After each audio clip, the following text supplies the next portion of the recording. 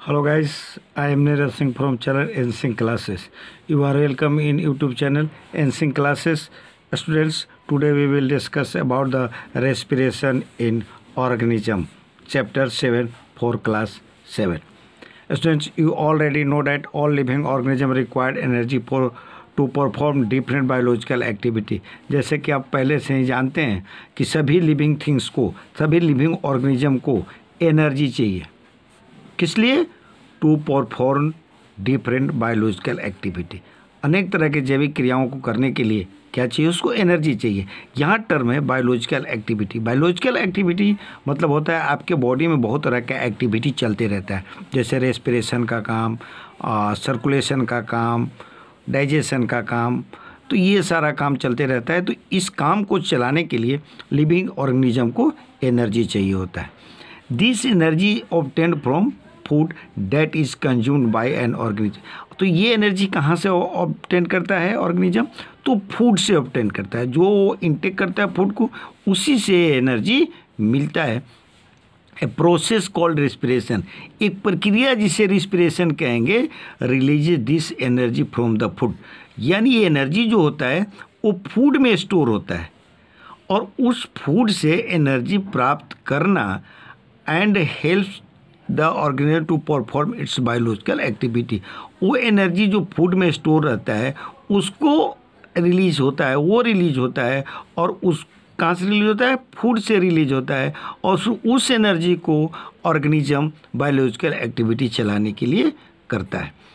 Respiration is the name of general process in which organism convert sugars into biochemical energy using oxygen. Respiration जो नाम है students, एक general process, एक साधारण प्रक्रिया है, इन विच ऑर्गेनिज्म, जिसमें ऑर्गेनिज्म जो है शुगर को कन्वर्ट कर देता है बायोलॉजिकल एनर्जी में।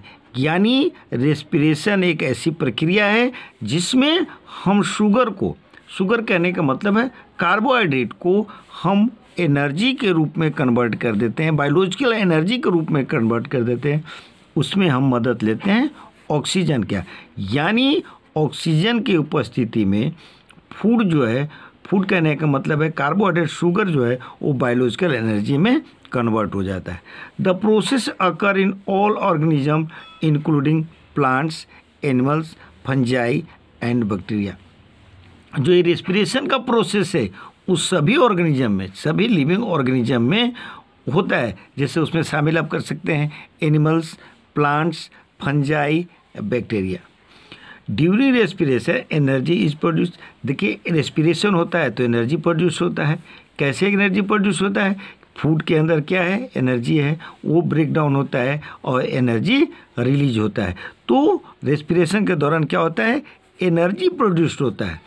This energy is then used in different process necessary to life support. और इस एनर्जी को, this energy is then use, जब एनर्जी रिलीज हो जाता है फूड से तो उस एनर्जी को ऑर्गेनिज्म अनेक तरह के प्रोसेस को चलाने के लिए यूज करता है, जो प्रोसेस लाइफ के लिए ज़रूरी है। यानी जिंदा रहने के लिए ज़रूरी चीज़ों का जो प्रोसेस आपके अंदर होता है जिंदा रहने के लिए, उस प्रोसेस को चलाने के लिए वो क्या करता है? फूड से एनर्जी ऑब्टेन करता है।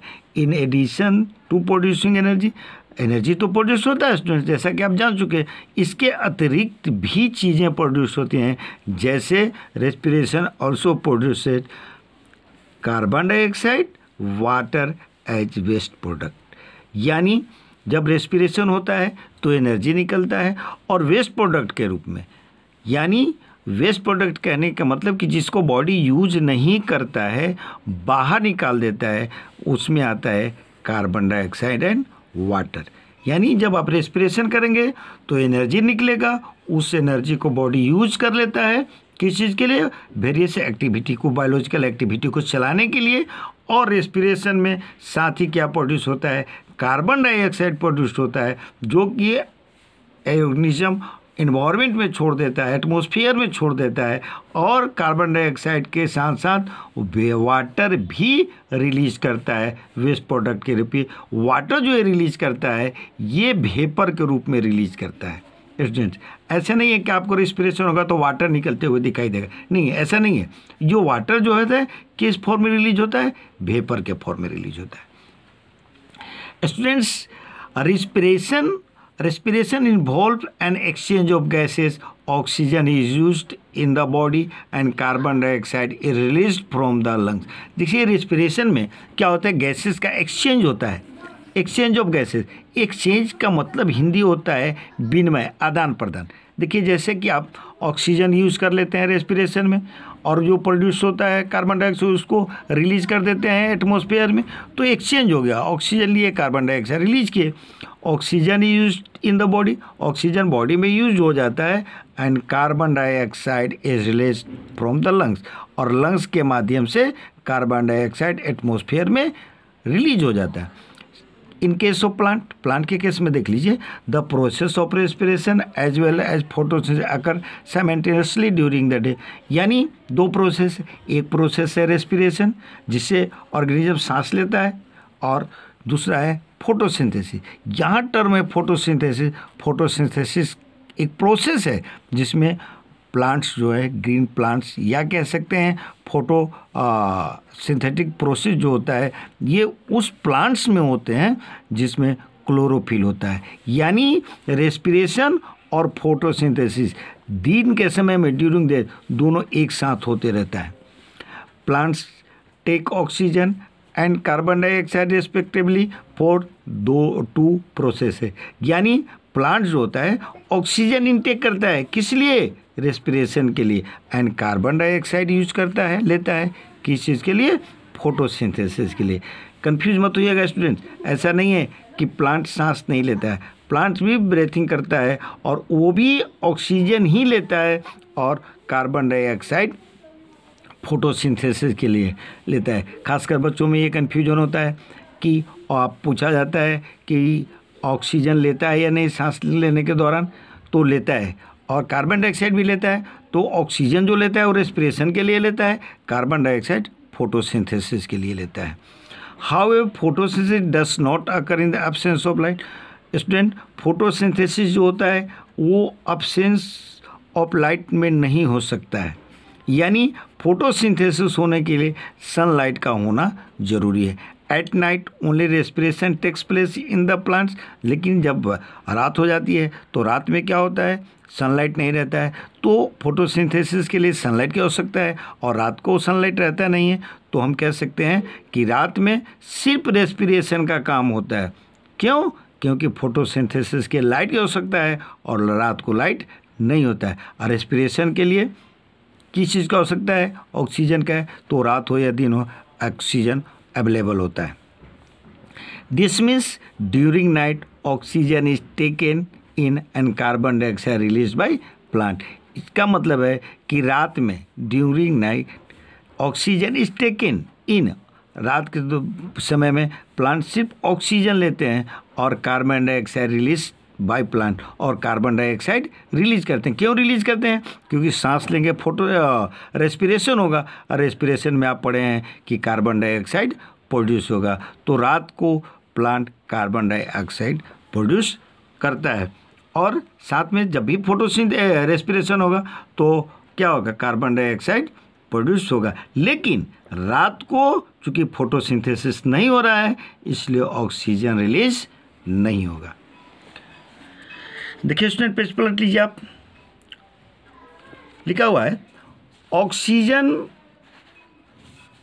Oxygen reach all the cells of the body when we breathe. देखिए यहाँ एक टर्म है स्टूडेंट, सेल्स। जैसे जितना भी लिविंग ऑर्गेनिज्म है, all living organisms are made up of a cell. जितना जीवित चीज़ है वो किसी से बने हुए हैं?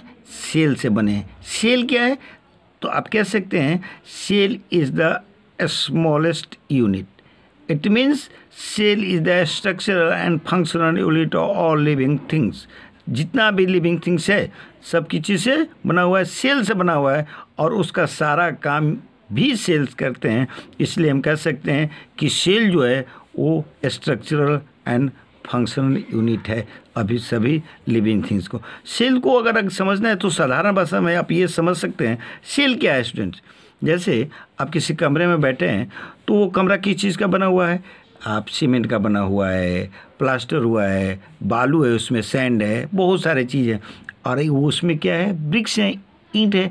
तो एक एक ईंट जोड़ करके कोई कमरा बना है। ठीक उसी तरह एक एक सेल मिलकर लिविंग ऑर्गेनिज्म का बॉडी बना होता है। तो oxygen reaches all the cells of the body when we breathe. जैसे ही आप ब्रीथ करते हैं ऑक्सीजन सभी सेलों में पहुंच जाता है। इन the body cells oxygen combined with absorb food with the help of enzyme. जो ऑक्सीजन है बॉडी सेल में जब ऑक्सीजन जाता है तो वो ऑक्सीजन जो होता है वो कंबाइंड हो जाता है किसके साथ, एब्जॉर्ब फूड के साथ, और जो आप फूड लेते हैं उसके साथ कंबाइंड हो जाता है विद द हेल्प ऑफ, और ये कम्बिनेशन के काम किसके साथ होता है, एंजाइम उसमें मदद करता है। As a result energy and carbon dioxide are produce. और जब ऐसा होता है कंबाइंड करता है तो क्या होता है, रिजल्ट में क्या मिलता है, एनर्जी मिलता है एंड कार्बन डाइऑक्साइड प्रोड्यूस होता है। This process that releases energy in the cell. और ये प्रोसेस जब होता है कि अब फूड जो होता है ऑक्सीजन के साथ कंबाइन करता है एंजाइम की मदद से और एनर्जी निकलता है और कार्बन डाइऑक्साइड गैस प्रोड्यूस होता है। तो ये पूरा एक प्रोसेस है। इस प्रोसेस में the releases energy in the cell is known as cellular respiration. ठीक है, जब रिलीज होता है सेल में एनर्जी तब इसको कहते हैं सेलुलर रेस्पिरेशन। यानी आप सीधा सीधा कह सकते हैं when respiration occurs inside the cell is known as cellular respiration. जब रेस्पिरेशन सेल में होता है तब हम उसको कहते हैं cellular respiration. Students, cellular respiration is the process in which cells produce the energy they need to stay life. Cellular respiration एक प्रोसेस है student. Cellular respiration is the process in which cell produce the energy, जिसमें cell जो है energy produce करता है और वो energy they need to stay life, और ये एनर्जी जिंदा रहने के लिए ज़रूरी है। ड्यूरिंग सेलुलर रेस्पिरेशन, जब सेलुलर रेस्पिरेशन होता है यानी रेस्पिरेशन सेल के अंदर होता है, सेल्स यूज ऑक्सीजन। उस समय सेल क्या करता है, ऑक्सीजन को यूज करता है किस चीज़ के लिए, break down the sugar. Break down the sugar कहने का मतलब जो आप फूड लेते हैं कार्बोहाइड्रेट के फॉर्म में, ग्लूकोज ये फॉर्म ऑफ कार्बोहाइड्रेट, शुगर जो यूज करते हैं उसको ब्रेक डाउन करता है और एनर्जी प्रोड्यूस होता है। यानी जब सेलुलर रेस्पिरेशन होता है स्टूडेंट तब फूड टूटता है किसके उपस्थिति में, ऑक्सीजन के उपस्थिति में। फूड टूटता है मतलब शुगर टूटता है, ग्लूकोज टूटता है और एनर्जी प्रोड्यूस्ड करता है। The body gets its usable energy for various life process through the processes of the breathing and cellular respiration. कह रहा है बॉडी गेट यूजेबल एनर्जी, जो बॉडी जो है वो एनर्जी को यूज़ करता है किस चीज़ के लिए, for various life process. Life process किसको कहते हैं, यानी वो सारे एक्टिविटी, वो सारे प्रोसेसेस जिससे आपका लाइफ चलता है उसको कहते हैं लाइफ प्रोसेस। जैसे रेस्पिरेशन हो गया, डाइजेशन हो गया, नर्वस सिस्टम हो गया, बहुत सारे सिस्टम्स होते हैं, उनको क्या कहते हैं, लाइफ प्रोसेस कहते हैं।